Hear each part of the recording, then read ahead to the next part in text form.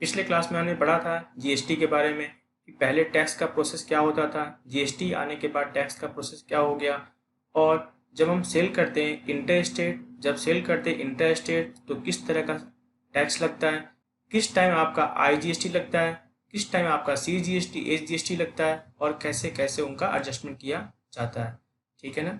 आइए अब अपने नोट्स को गो थ्रू करते हैं। सबसे पहले हम बात करते हैं हम क्या क्या इसमें पढ़ने वाले हैं। Meaning of GST, tax merge into GST, GST का ऑब्जेक्टिव क्या है, जीएसटी में कितने तरह के टैक्स होते हैं और उनका अकाउंटिंग प्रोसीजर क्या है। पहले हम बात करते हैं मीनिंग ऑफ जीएसटी के बारे में बात करते हैं। तो जीएसटी क्या है, याद रखिएगा, इनडायरेक्ट टैक्स है जो कि किस पर लगता है, गुड्स और सर्विसेज पर लगता है। Supply of goods and services, यानी जब आप गुड्स सप्लाई करते हो या जब आप सर्विस किसी को प्रोवाइड करते हो उस समय आपका जीएसटी लगता है। तो जीएसटी कौन सा टैक्स है, इनडायरेक्ट टैक्स है। इनडायरेक्ट टैक्स क्यों होता है मैं आपको समझाता हूँ। जैसे इनकम टैक्स होता है, जैसे इनकम टैक्स होता है। इनकम टैक्स क्या होता है, जो पर्सन इनकम करता है, जो पर्सन इनकम करता है उसी पर्सन को टैक्स लगता है और वही पर्सन क्या करता है, टैक्स पे करता है। तो ये जो टैक्स होता है ना, ये क्या होता है, डायरेक्ट टैक्स। ये क्या होता है आपका, डायरेक्ट टैक्स। समझ में आया क्यों डायरेक्ट टैक्स है, जिसके ऊपर इम्पोज हुआ वही क्या करेगा, टैक्स पे करेगा, इसीलिए क्या बोलते हैं, इसको डायरेक्ट टैक्स बोलते हैं। लेकिन अगर हम बात करें किसके, इनडायरेक्ट टैक्स की, तो ए ने सेल किया, किसको सेल किया, बी को, तो सप्लाई तो किसने किया, ए ने किया, तो टैक्स कौन पे करेगा, ए पे करेगा, क्योंकि ए क्या कर रहा है, सेल कर रहा है। तो टैक्स कौन पे करेगा, ए पे करेगा। लेकिन याद रखना टैक्स इम्पोज किस पे हो रहा है, ए पर, लेकिन ये टैक्स पे कौन करता है, बी पे करता है। बी परचेजर है, बी क्या है, परचेजर है, और ए क्या था, सेलर था। तो सेल टैक्स ही तो इनडायरेक्ट टैक्स बन गया। पहले क्या था, हम जब सेल करेंगे तो सेल पर टैक्स लगेगा, सेल किसने किया है, ए ने किया है। लेकिन वो टैक्स ए नहीं पे करता, बी पे करता है ए को, और ए किसको देता है, गवर्नमेंट को। यानी इम्पोज किस पर होता है, ए पर होता है, लेकिन अल्टीमेट पे किसने किया, बी ने किया। इसीलिए क्या होता है, इसे हम इनडायरेक्ट टैक्स बोलते हैं, क्योंकि इम्पोज किसी और पर होता है और पे कोई और करता है। अब बी ने सेल किसको किया, सी को किया, तो सेल किसने किया है, बी ने किया है। इम्पोज किस पर हो रहा है, बी पर हो रहा है, लेकिन पे कौन करेगा, सी पे करेगा बी को, और बी किसको पे करेगा, गवर्नमेंट को। अंत में क्या होगा, सी किसको सेल करेगा, कंज्यूमर को। तो सेल तो किसने किया, सी ने किया। टैक्स इम्पोज किस पर होगा, सी पर। टैक्स पे किसको करना है, लायबल कौन है, सी। लेकिन ये सी टैक्स किससे लेगा, कंज्यूमर से, और किसको पे करेगा, गवर्नमेंट को। यानी इम्पोज किसी और पे होता है और पे कोई और करता है, इसलिए से हम क्या बोलते हैं, इनडायरेक्ट टैक्स बोलते हैं। लेकिन अगर इनकम टैक्स की बात करो, जो पर्सन इनकम अर्न करता है उसी पर्सन पर वो टैक्स इम्पोज होता है और वही पर्सन क्या करता है, टैक्स पे करता है, इसलिए उससे हम क्या बोलते हैं, डायरेक्ट टैक्स बोलते हैं। ठीक है ना। तो जीएसटी क्या आपका इनडायरेक्ट टैक्स है, किस पर लगता है, supply of goods and services. Supply of goods का मतलब क्या होता है, सेल ऑफ गुड्स से है, और सप्लाई ऑफ सर्विस का मतलब क्या है, सर्विस प्रोवाइड करने से है। लेकिन याद रखना ये किस पर नहीं लगता, ये जीएसटी किस पर नहीं लगता, पेट्रोलियम जैसे पेट्रोल डीजल पर जीएसटी नहीं लगता। अल्कोहल फॉर ह्यूमन कंजम्पशन, यानी जो अल्कोहल होता है ह्यूमन कंजम्पशन के लिए उस पर जीएसटी नहीं लगता। अब जीएसटी नहीं लगता तो क्या लगता होगा, इस पर टैक्स कौन इम्पोज करता है, स्टेट। और वो टैक्स अलग अलग स्टेट में अलग अलग हो सकता है। ठीक ना। पेट्रोलियम पर, अल्कोहल पर टैक्स इम्पोज कौन करता है, स्टेट करता है, और ये टैक्स हर स्टेट में अलग अलग हो सकता है। ठीक है ना। तो याद रहेगी बात ना, किस पर नहीं लगता है, पेट्रोलियम और अल्कोहल को अभी जीएसटी के अंदर इंक्लूड नहीं किया गया है। अब बात करते हैं नेक्स्ट, जो जीएसटी एक्ट है पार्लियामेंट में कब पास हुआ था? 24 मार्च 2017 को। और ये इनफोर्स कब हुआ? 1 जुलाई 2017 को। याद रखिएगा, पार्लियामेंट में जीएसटी एक्ट कब पास हुआ था? 24 मार्च 2017 को। और ये इम्पोज कब हुआ था, यानी इनफोर्स कब हुआ? 1 जुलाई 2017 को। अब बात आती है कौन कौन से टैक्स जीएसटी में मर्ज किए गए। पहले बहुत सारे टैक्स लिए जाते थे। एक्साइज ड्यूटी, यानी आप जब गुड्स का मैन्युफैक्चरिंग करोगे उस समय क्या लगेगा? Excise duty. सर्विस टैक्स, जब आप सर्विस क्या करोगे, दोगे, उस समय क्या पे करना पड़ेगा आपको? Service tax. जब आप एक स्टेट से दूसरे स्टेट सेल करते थे तो वहाँ पर क्या लगता था आपका? याद है ना, सीएसटी मैंने बताया था पिछले वाले लेक्चर में, सेंट्रल सेल टैक्स। तो पहले ये 3 तरह के टैक्स लगा करते थे। मैन्युफैक्चरिंग पर एक्साइज ड्यूटी, सर्विस प्रोवाइड करने पर क्या लगेगा? Service tax. और अगर आपने एक स्टेट से दूसरे स्टेट सेल किया है तो वहाँ क्या लगेगा? सीएसटी। और ये जो टैक्स था ये किसके पास जाता था? सेंट्रल के पास। ये टैक्स किसके पास जाता था? सेंट्रल के पास। अब बाद में क्या हुआ, जब जीएसटी आया तो इन तीनों को मर्ज करके क्या कर दिया गया? जीएसटी। यानी अब 3 तरह के टैक्स नहीं लगेंगे, अब क्या लगेगा? सिर्फ एक ही टैक्स लगेगा। यानी पिछले बार जब ये जीएसटी नहीं आया था तो क्या होता था, आपको एक्साइज डिपार्टमेंट में कराना पड़ता था रजिस्ट्रेशन, आपको सर्विस डिपार्टमेंट में कराना पड़ता था रजिस्ट्रेशन, आपको सेल टैक्स डिपार्टमेंट में कराना पड़ता था रजिस्ट्रेशन। यानी अब क्या हो गया, 3 की जगह अब सिर्फ और सिर्फ क्या करना है आपको? एक जगह ही कराना रजिस्ट्रेशन। किसके अंतर्गत? जीएसटी के अंतर्गत। तो ये सारे के सारे क्या हो गए? टैक्स मर्ज हो गए। पहले ये 3 तरह के टैक्स हुआ करते थे, अब इन तीनों को मर्ज करके सिर्फ एक ही टैक्स लगता है। कौन सा? Goods and services tax. ये तीनों टैक्स पहले लेता कौन था? सेंट्रल। अब ये तीनों टैक्स को मर्ज किस में कर दिया गया? जीएसटी में मर्ज कर दिया गया। अब बात करते हैं स्टेट पहले कौन कौन सा टैक्स लिया करता था। स्टेट पहले कौन सा टैक्स लिया करता था? Octroi and entry tax, purchase tax, entertainment tax, VAT. VAT यानी sale tax. Tax on lottery, luxury tax, ये सारे टैक्स कौन लिया करता था? स्टेट। बाद में इन सभी टैक्सों को एक जगह मर्ज करके क्या नाम दिया गया? जीएसटी। यानी पहले आपको इतने डिपार्टमेंट में रजिस्ट्रेशन कराना पड़ता था, अब क्या हो गया? सभी को मर्ज कर दिया गया। किसमें मर्ज किया गया? जीएसटी में मर्ज कर दिया गया। यानी अब आपका सिर्फ और सिर्फ कौन सा टैक्स लगेगा? आपका जीएसटी लगेगा, इतने सारे टैक्स नहीं लगेंगे। ठीक है ना? आइए देखते हैं नेक्स्ट। पहले हम बात करते हैं कुछ नोट्स के बारे में बात करते हैं। जीएसटी जो आप पेड करते हो ना purchase of goods and services पर, मैंने कहा था ना, अगर आपने ये गुड्स परचेज किया है या सर्विस परचेज किया, किसके लिए?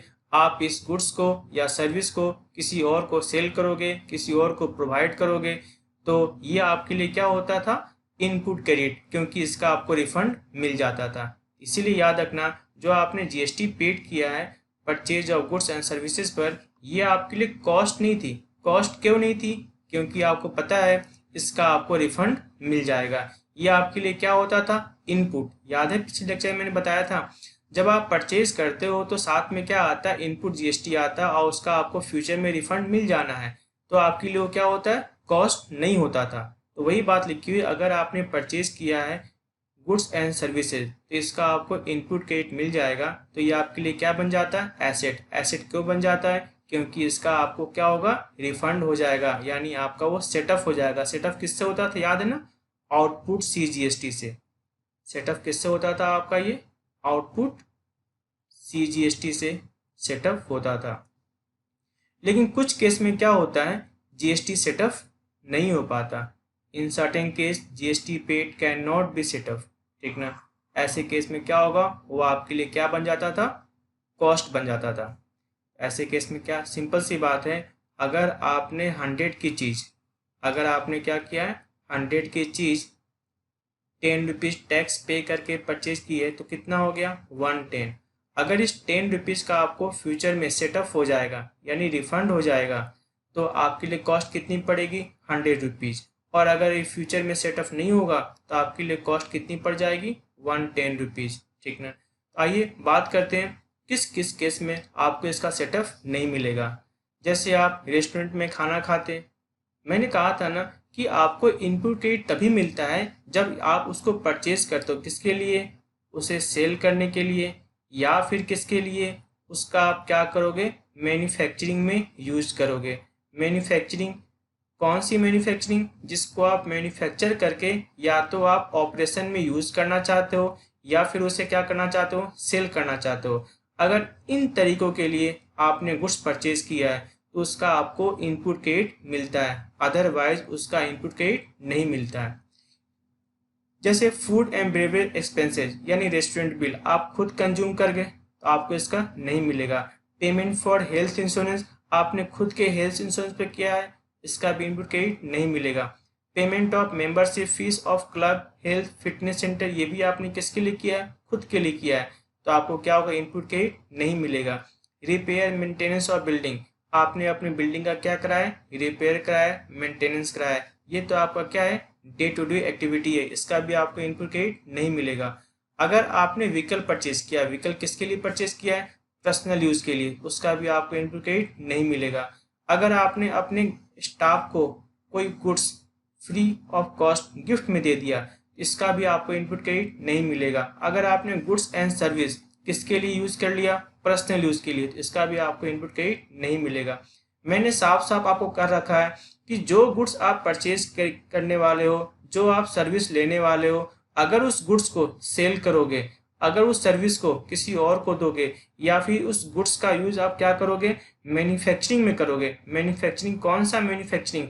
जिसको मैन्युफैक्चर करके या तो आप क्या करने वाले हो? सेल करने वाले हो, या आप उसे क्या करोगे? अपने खुद के लिए यूज करोगे ऑपरेशन में, बिजनेस ऑपरेशन में, पर्सनल यूज में नहीं। तो ऐसे केस में भी आपको इनपुट क्रेडिट मिल जाएगा, अदरवाइज आपको इनपुट क्रेडिट नहीं मिलेगा। कहता GST paid input GST is reverse in the following cases. जैसे जब आपने परचेज किया तो आपको क्या मिल गया? इनपुट क्रेडिट मिल गया। मैंने पिछले क्लास में बताया भी था, जब आप परचेज करते हो तो क्या होता है? इनपुट सीजीएसटी, और क्या होता है आपका? Input HGST, input HGST. लेकिन अगर आप इस गुड्स को जो आपने परचेज किया है, जिसका आपको इनपुट मिला, अगर इस गुड्स का क्या हो जाए? मैंने पिछले क्लास में बताया था, अगर ये गुड्स क्या हो जाए? चोरी हो जाए, अगर ये गुड्स क्या हो जाए? लॉस हो जाए, अगर ये गुड्स क्या हो जाए? ड्राइंग हो जाए, अगर इस गुड्स को आपने क्या किया? सैंपल में डिस्ट्रीब्यूट कर दिया, फ्री सैंपल में क्या किया? डिस्ट्रीब्यूट कर दिया, तो अब तो श्योर हो गया ना। अगर वो गुड्स चोरी हो गया है, लॉस हो गया है, या ऑनर ने क्या किया? पर्सनल यूज के लिए ड्राइंग कर लिया है, या फ्री सैंपल में बांट दिया, तो अब तो कंफर्म हो गया कि ना तो उस गुड्स को आप सेल कर पाओगे और नहीं उस गुड्स को आप मैन्युफैक्चरिंग में यूज कर पाओगे। तो उस गुड्स का जो इनपुट जीएसटी है, चाहे वो सीजीएसटी हो चाहे एसजीएसटी हो, वो दोनों ही क्या हो जाएंगे? कैंसिल हो जाएगा। समझ में आई बात ना? क्योंकि जब आपने परचेज किया तो आपको इनपुट क्रेडिट मिला था, लेकिन उस गुड्स को आपको इनपुट क्रेडिट क्यों मिला था? क्योंकि हमें पता था कि आप उसे क्या करोगे? सेल करोगे या मैन्युफैक्चरिंग करोगे। अगर आप इन दोनों में से कोई भी काम नहीं करोगे, वो गुड्स चोरी हो जाए, लॉस हो जाए, ड्राइंग हो जाए, उसे फ्री सैंपल आपने डिस्ट्रीब्यूट कर दिया, अब कंफर्म हो गया कि ना तो आप उसे क्या करोगे? सेल में यूज करोगे, और नहीं आप उसे मैन्युफैक्चरिंग में यूज करोगे। ऐसे केस में आपका जो इनपुट क्रेडिट हो क्या होता है? कैंसिल हो जाता है। इनपुट क्रेडिट होता क्या है? डीआर, और डीआर कैंसिल कैसे होगा? सीआर से। मैंने आपको एक एग्जांपल ही बताया था कि मान लेते हैं आपने कोई चीज परचेज किया है, मान लेते हैं आपने कोई चीज परचेज किया है, परचेज आपने कितने किया है? 1,00,000 रुपीज का, और इस पर 10% आपने क्या किया है? जीएसटी पे किया है, तो 10% कितना होगा? 10,000 रुपीज। लेकिन अगर उसमें से 30,000 का गुड्स चोरी हो जाए तो 30,000 का 10% कितना हो जाएगा? 3,000। यानी आपको मिला कितना था इनपुट क्रेडिट? 10,000। कैंसिल कितना हो गया? 3,000। यानी अब सिर्फ और सिर्फ आप कितना एडजस्ट कर सकते हो? 7,000 एडजस्ट कर सकते हो। तो आप देखते हैं किस किस केस में आपका जो जीएसटी है वो क्या हो जाता है? कैंसिल हो जाता है। जो आपको इनपुट मिला था वो क्या हो जाता है? कैंसिल हो जाता है। इनपुट होता क्या है? सीआर, और सीआर कैंसिल कैसे होगा? डीआर से। आइए देखते हैं वो सारे केस कौन कौन से हैं। पहला केस क्या लिखा हुआ है, परचेज रिटर्न। सिंपल सी बात है, जब आपने परचेज किया था तो आपको इनपुट मिला था, जब वो परचेज लौटा दोगे तो आपका इनपुट भी क्या हो जाएगा, कैंसिल हो जाएगा।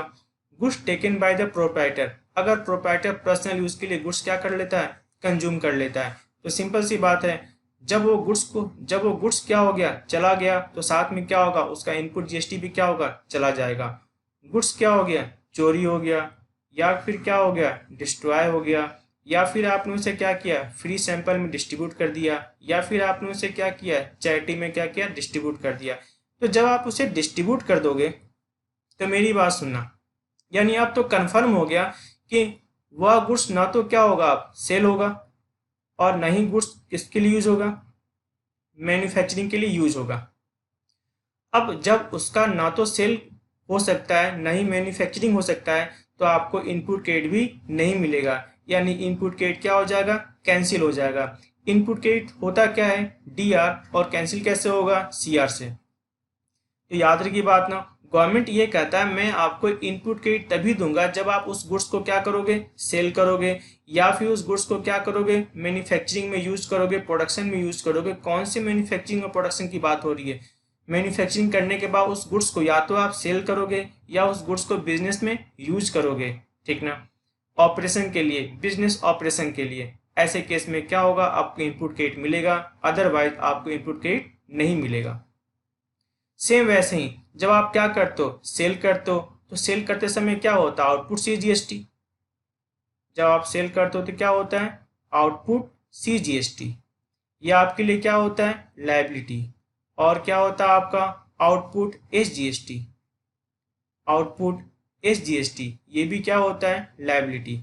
आपने सेल किया था, अगर वो सेल वापस लौट जाए, सिंपल सी बात है, जब मैंने सेल किया था तो मेरे लिए वो क्या था, लायबिलिटी था। जब वो वापस क्या हो जाए, लौट के आ गया, तो अब मेरे लिए वो लायबिलिटी नहीं है ना, क्योंकि जब मेरे सेल ही कैंसिल हो गया तो फिर मैं किस बात का लायबल, क्योंकि टैक्स तो तब पे करना होता है जब मैंने क्या किया होता, सेल किया होता है। जब मेरा सेल वापस आ गया तो आउटपुट भी क्या होगा, वापस आ जाएगा।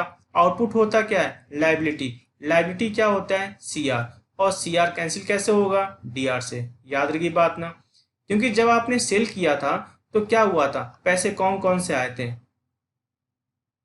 बैंक अकाउंट डीआर 2, एक तो पैसा आया था सेल का, और एक पैसा कौन सा आया था, आउटपुट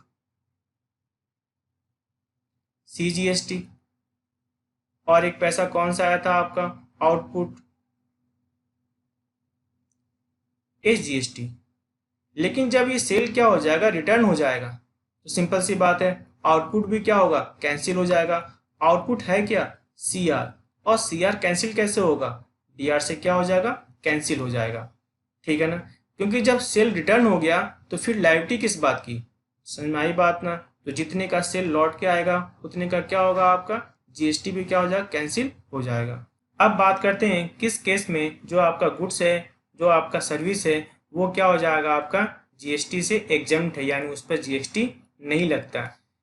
पहली बात करते हैं, आप अपने वर्कर्स को देते हो वेजेस, सैलरी, उसमें जीएसटी नहीं लगता। आप जो गवर्नमेंट को क्या करोगे, सर्विस दोगे, जो अदर कंट्री के हमारे यहाँ एम्बेसी हैं उनको आप क्या दोगे, सर्विस दोगे, तो उस पर भी क्या होता है, जीएसटी अप्लीकेबल नहीं होता। इलेक्ट्रिसिटी एंड वाटर बिल पर जीएसटी नहीं लगता। एजुकेशनल सर्विस यानी स्कूल है, स्कूल में आप फीस पे करते हो, वहाँ पर जीएसटी नहीं लगता है, लेकिन कोचिंग में जीएसटी लगता है। हेल्थ सर्विस यानी आप जाते हो हॉस्पिटल में, जो हॉस्पिटल में बिल बनेगा उस पर जीएसटी नहीं होगा। ट्रेवलिंग एक्सपेंस यानी जब आप जाते हो बस में तो क्या होगा, उस पर जीएसटी, जो ट्रेवलिंग एक्सपेंस होता है उस पर जीएसटी नहीं रहेगा। जो आपको बैंक इंटरेस्ट देता है उस पर क्या होगा, जीएसटी एप्लीकेबल नहीं रहेगा। तो याद रखना ये सारी बातें हैं जिस पर आपका जीएसटी एप्लीकेबल नहीं होता है।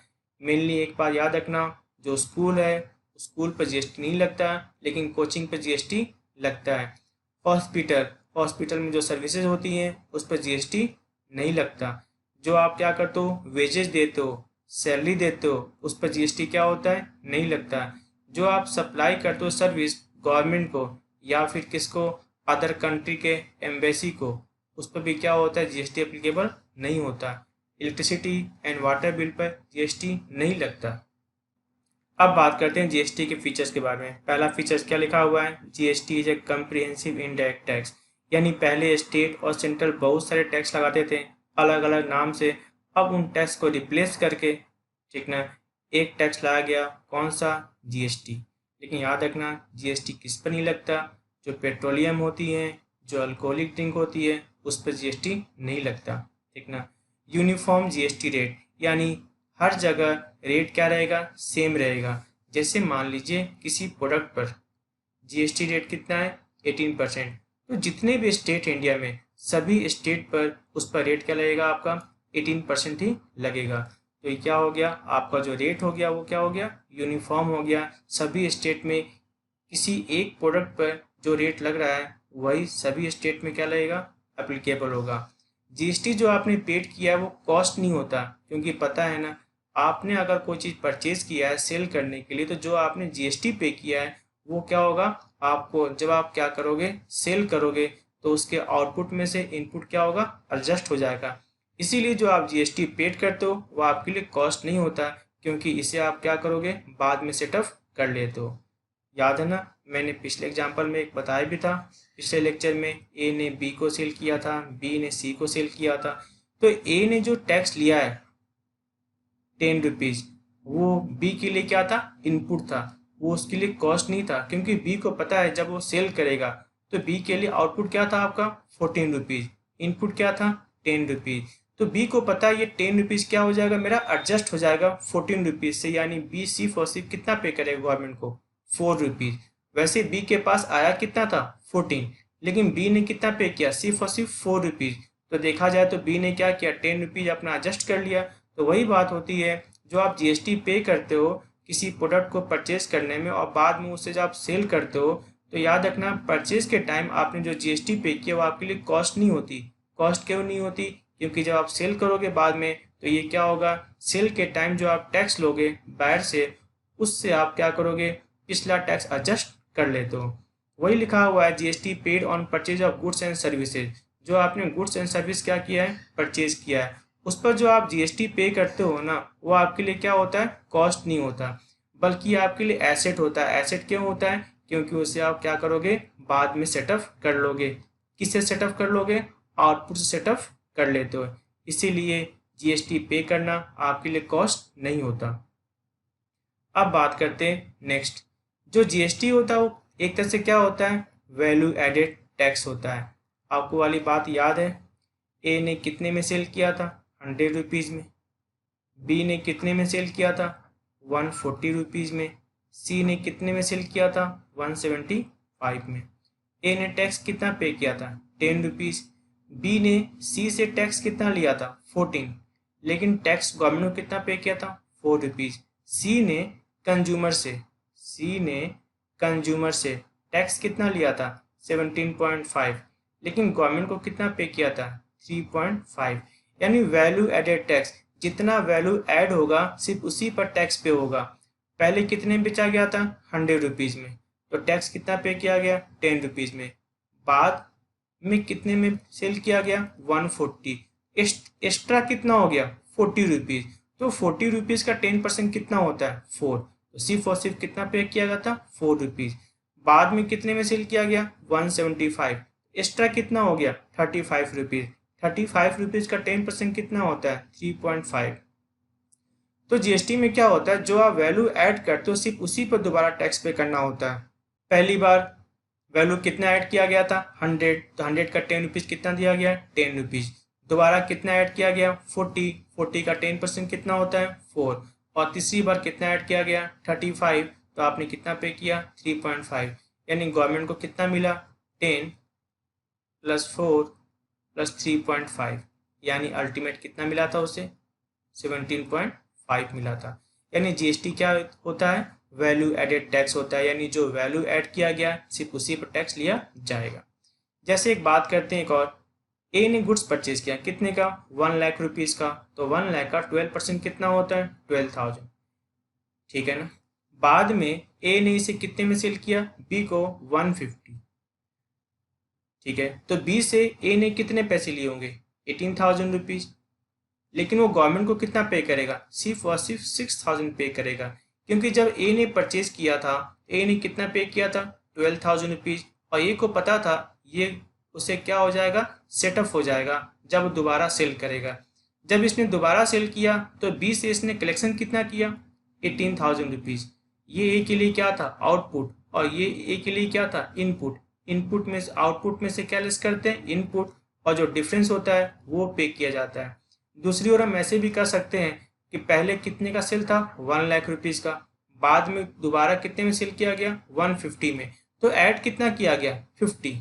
तो 50 का 12% कितना होता है, 6,000, और देखो पे भी कितना हुआ है, 6,000। तो हम बोल सकते हैं जीएसटी क्या एक तरह से वैल्यू एडेड टैक्स है, यानी जितनी वैल्यू ऐड होती है सिर्फ उसी पर टैक्स पे करना होता है। आइए देखते हैं नेक्स्ट टॉपिक, जीएसटी का ऑब्जेक्टिव क्या है। पहली बात यह है decrease in the cost of goods. ऐसा क्यों होता है, क्योंकि एक ही प्राइस पर बार बार टैक्स नहीं लगता, जो वैल्यू ऐड होती है सिर्फ उसी पर टैक्स लगता है। बार बार एक ही प्राइस पर टैक्स लगने को क्या बोलते हैं, कास्केडिंग इफेक्ट ऑफ टैक्स, यानी एक ही प्राइस पर बार बार टैक्स लगना। लेकिन जीएसटी आने से क्या हो गया, ये चीज एलिमिनेट हो गया, यानी सिर्फ और सिर्फ जो वैल्यू ऐड होगी सिर्फ उसी पर क्या होगा, टैक्स लगेगा। तभी तो क्या होता था, हमने पिछले लेक्चर में पढ़ा था कि एक बार कंज्यूमर को कितना पे करना पड़ा था, 220, लेकिन जीएसटी आने से क्या करना पड़ा था, उन्हें टैक्स कितना पे करना पड़ा था, 192.5। तो देख रहे हो ना, जीएसटी आने से क्या हो गया, गुड्स की जो कॉस्टिंग है वो भी क्या हो गई, कम पड़ने लगी कंज्यूमर के लिए। क्योंकि पहले क्या होता था, एक ही प्राइस पर कई बार टैक्स लग देते हैं, लेकिन जीएसटी आने से क्या हो गया, जो वैल्यू ऐड होता है सिर्फ उसी पर टैक्स लगता है। ठीक है ना। अब बात करते हैं दूसरा फायदा क्या हो गया, इजी ऑफ डूइंग बिजनेस। पहले क्या होता था, डिफरेंट डिपार्टमेंट में आपको क्या कराना पड़ता था, रजिस्ट्रेशन कराना पड़ता था, excise department, sale tax department, service tax department. लेकिन जीएसटी के आने से क्या हो गया, सिर्फ आपको एक ही जगह क्या करना है, रजिस्ट्रेशन कराना है। आपको 3 जगह 4 जगह रजिस्ट्रेशन नहीं कराना है। ऐसा करने से क्या हो गया, बिजनेस करना भी आसान हो गया। अब बात करते हैं third point, developing common national market. अब पहले क्या होता था, हर स्टेट में रेट अलग अलग होती थी, ठीक ना। तो अब डाउट होता था, हम कुछ गुड्स इस स्टेट से मंगाते थे, कुछ गुड्स दूसरे स्टेट से मंगाते थे, जहाँ पर क्या होता था, रेट कम होता था। लेकिन अब क्या हो गया, ऑल ओवर इंडिया में हर जगह आपका सेम रेट गुड्स पर अप्लीकेबल होता है। ऐसा करने से क्या हो गया, आपका जो पूरा इंडिया हो गया वो एक तरह से क्या हो गया, नेशनल मार्केट हो गया, क्योंकि हर गुड्स पर सेम रेट क्या होंगे, एप्लीकेबल होगा। थर्ड क्या लिखा हुआ है, रिडक्शन इन टैक्स एविएशन। पहले क्या होता था, टैक्स चोरी होता था, क्योंकि हम बोल देते थे बिल मत बनाओ। लेकिन अब क्या हो गया, बिल बनाना मजबूरी हो गया, क्योंकि सभी के सभी जो डीलर हैं, रजिस्टर्ड डीलर, उन्होंने जो भी परचेज किया है, जो भी सेल किया है, वो सब के सब क्या करना पड़ता है, ऑनलाइन जीएसटी के पोर्टल पर क्या करना पड़ता है, फिलअप करना पड़ता है। यानी गवर्नमेंट को पता होता है किसको गुड्स क्या किया गया है, सेल किया गया है, किसको गुड्स किससे गुड्स क्या किया गया है, परचेज किया गया है। यानी अब क्या करना पड़ता है, अब सभी लोगों को बिल बनाना कंपलसरी हो गया है। अब अगर बिल नहीं बनाएंगे और पकड़े गए, और पकड़े जाना इसमें क्या है, आसान हो गया है, क्योंकि गवर्नमेंट को पता होता है किस सेलर ने किस बायर को क्या किया है, गुड्स सेल किया है। अगर आप पकड़े गए तो एक तो टैक्स तो पे करना ही पड़ेगा, पेनाल्टी भी लगेगा, और आपका रजिस्ट्रेशन भी क्या होगा, कैंसिल कर दिया जाएगा। गुड्स बिकम चीपर, गुड्स भी क्या हो गया, चीपर हो गया। कारण क्या है, पहले तो क्या होते थे, बहुत सारे टैक्स लगते थे। प्रोडक्शन किया तो एक्साइज ड्यूटी लगेगी, सेल किया तो आपका सेल टैक्स लगेगा। इस तरीके से बहुत सारे ड्यूटी हुआ करते थे। अब बहुत सारे टैक्स इम्पोज होगा तो गुड्स भी क्या होगा, कॉस्टली हो जाएगा। लेकिन इन टैक्स का एलिमिनेट होने से आपका जो गुड्स हो गया वो चीपर भी होगा। आइए देखते हैं नेक्स्ट, अट्रैक्टिंग फॉरेन इन्वेस्टमेंट। पहले क्या होता था, फॉरेनर जो इन्वेस्टर थे उन्हें लगता था कि इंडिया में जाने पे पता ही नहीं बहुत सारे टैक्स पे करने पड़ते हैं, बहुत सारे लेंदी प्रोसेसर है, ठीक ना। लेकिन अब क्या हो गया, अब उन टैक्स का क्या हो गया, एलिमिनेट होने से और सिर्फ एक ही तरह का टैक्स लगने से फॉरेन इन्वेस्टर क्या हो गया, इंडिया की तरफ अट्रैक्ट भी होने लगे। जो टैक्स सिस्टम हो गया वो बिकम मोर ट्रांसपेरेंट, क्योंकि सारा हिसाब किताब कहाँ लिखा हुआ है, ऑनलाइन कंप्यूटर पर जीएसटी पोर्टल पर अपलोड रहता है, इसलिए टैक्स सिस्टम क्या हो गया, अधिक ट्रांसपेरेंट हो गया। किसने टैक्स पे किया है, किसने टैक्स रिसीव किया है, किसने कितना पेमेंट किया है, ये सारी बातें शो हो जाती है। अब नेक्स्ट बात करते हैं टाइप्स ऑफ जीएसटी के बारे में। जीएसटी पहले हम बात करते हैं सेंट्रल जीएसटी, दूसरा क्या होता है आपका स्टेट जीएसटी। जब आप विद इन स्टेट सेल करते हो उस समय क्या होता है, आपको दो तरह के टैक्स पे करने पड़ते हैं, सीजीएसटी और क्या करना पड़ता है, एसजीएसटी। और दोनों हाफ हाफ होते हैं। जैसे मान लो किसी गुड्स पर अगर रेट कितना है 12%, तो 6% क्या होगा सीजीएसटी, 6% क्या होगा एसजीएसटी। अगर रेट कितना आपका 18% है तो 9% क्या होगा सीजीएसटी, 9% क्या होगा आपका एसजीएसटी। ऐसा कब होता है, जब विद इन स्टेट सेल करते हो। और अगर आप यूनियन टेरिटरी के अंदर सेल किया है तो वहाँ पर क्या होता है यूटी सीजीएसटी, यानी इस की जगह क्या होता है यूटी सीजीएसटी हो जाता है। इस किसके लिए यूज होता है, स्टेट के लिए। और अगर यूनियन टेरिटरी है उसके लिए हम क्या करते हैं यूटी जीएसटी यूज करते हैं। अब अगर क्या हो विद इन स्टेट ना होके एक स्टेट से दूसरे स्टेट हो, यानी इंटर स्टेट हो, ऐसे केस में क्या होगा, आपका जो टैक्स लगेगा वो क्या होगा इंटीग्रेटेड जीएसटी यानी आईजीएसटी। ये जो टैक्स होता है ये टैक्स किसके पास जाता है, सेंट्रल गवर्नमेंट के पास जाता है। और बाद में सेंट्रल और स्टेट गवर्नमेंट के बीच में जो भी उनके बीच में रेट स्पेसिफाई है डिवाइड कर दिया जाता है, ठीक ना। तो याद रखना जब एक स्टेट से दूसरे स्टेट सेल करते हैं तो वहाँ पर क्या लगता है आपका आईजीएसटी लगता है, इंटीग्रेटेड जीएसटी। हमने पिछले लेक्चर में पढ़ा भी था इसके बारे में।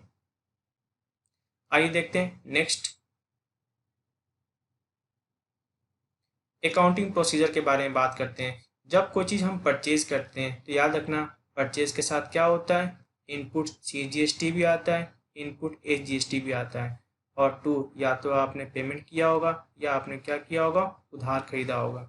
जब आप क्या करते हो गुड्स सेल करते हो तो हम या तो कैश में सेल करेंगे या फिर हमने क्या किया होगा उधार सेल किया होगा। अगर उधार सेल किया होगा तो जिनको हम क्रेडिट सेल करते हैं उनको हम क्या बोलते हैं डेटर। और क्या होगा मेरे पास जो पैसा आएगा, एक तो सेल का पैसा आएगा, दूसरा क्या आएगा आउटपुट सीजीएसटी, और क्या आएगा आउटपुट एसजीएसटी। जब आप क्या करोगे परचेज रिटर्न करोगे तो मैंने कहा था ना तो जब परचेज रिटर्न तो क्या होगा जाएगा, तो परचेज के साथ जो आया था इनपुट सीजीएसटी इनपुट एसजीएसटी वो भी वापस चला जाएगा। जब आप सेल रिटर्न करोगे, जब आपने सेल किया था तो क्या था आउटपुट सीजीएसटी, जब सेल रिटर्न होगा तो आउटपुट सीजीएसटी क्या होगा कैंसिल हो जाएगा, सेल्स रिटर्न आएगा और उसके साथ क्या होगा आउटपुट सीजीएसटी और आउटपुट एसजीएसटी भी क्या होगा कैंसिल हो जाएगा। क्लियर है ना, क्योंकि जब आपने सेल किया था तो क्या हुआ था पैसा आया था, और टू पैसा किस बात का था सेल का भी था, आउटपुट सीजीएसटी और आउटपुट एसजीएसटी। लेकिन जब वो सेल्स रिटर्न हो जाएगा तो अब आपका क्या होगा सेल के साथ जो आउटपुट था वो भी क्या हो जाएगा कैंसिल हो जाएगा। सेम वैसे ही जब आप गुड्स क्या करोगे फिक्स एसेट परचेज करोगे तो फिक्स एसेट के साथ साथ क्या होगा इनपुट सीजीएसटी और क्या होगा इनपुट एसजीएसटी। जब आप एक्सपेंस करोगे, लेकिन एक्सपेंस में बात सैलरी की नहीं है, बात वेजेस की नहीं, जैसे कमीशन हुआ रेंट हुआ, तो क्या होगा आपका एक्सपेंस के साथ क्या होगा, यानी जब भी आप कोई सर्विस लोगे तो उस एक्सपेंस के साथ क्या होगा इनपुट सीजीएसटी और इनपुट एसजीएसटी, और टू क्या हो जाएगा बैंक। यानी जब भी आप कोई चीज़ परचेज करते हो, जब कोई चीज़ सर्विस लेते हो तो आपके जो बिल बनेगा उसमें क्या होगा उसका तो बिल बनेगा ही जो आपने परचेज किया है, और साथ में क्या होगा जीएसटी भी होगा।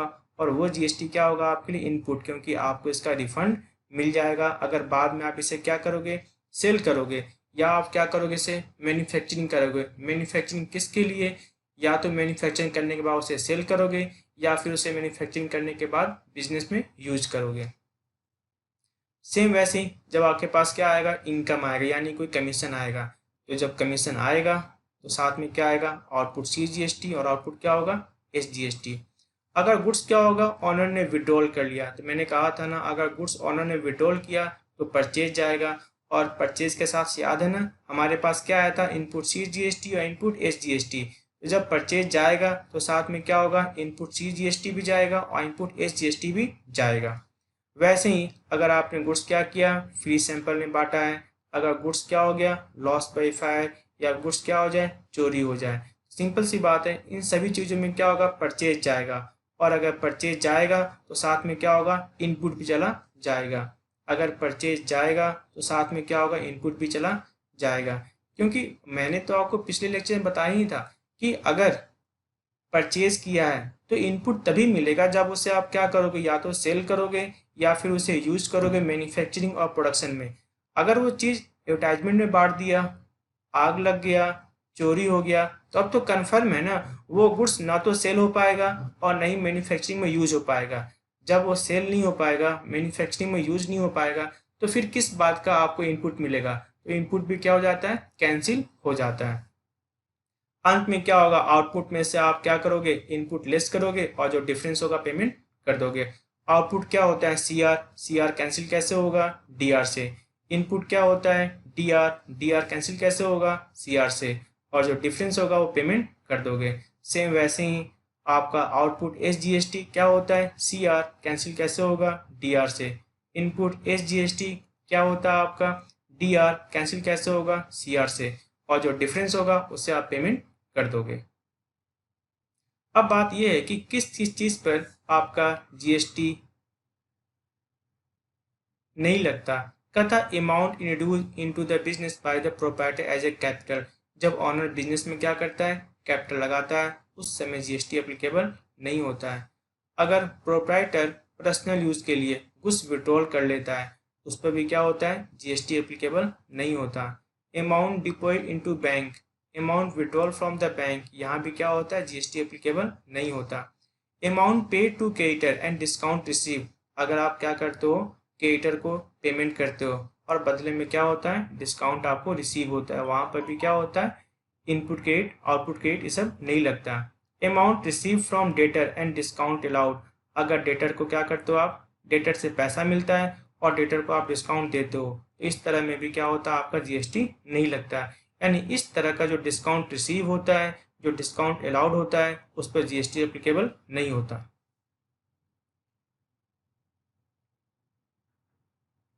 अब बात करते हैं, अगर आपने इंटर स्टेट गुड्स सेल किया है या सप्लाई किया है। मैंने कहा था जब आप इंटर स्टेट सेल सप्लाई करते हो, सेल करते हो, तो वहाँ पर क्या लगता है, आपका आईजीएसटी लगता है।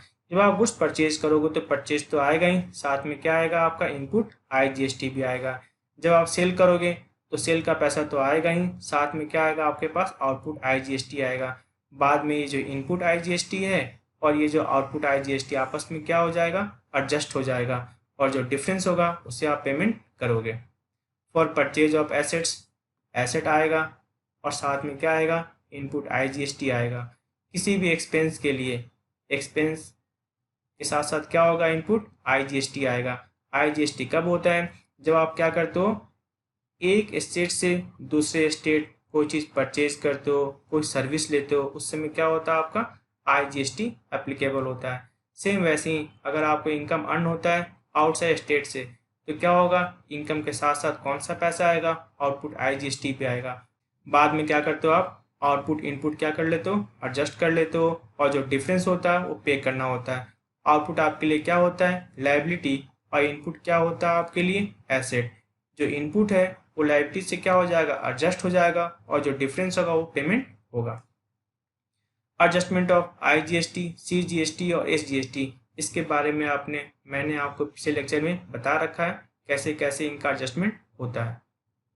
नेक्स्ट लेक्चर में हम करेंगे इसके practical question. Okay, thank you.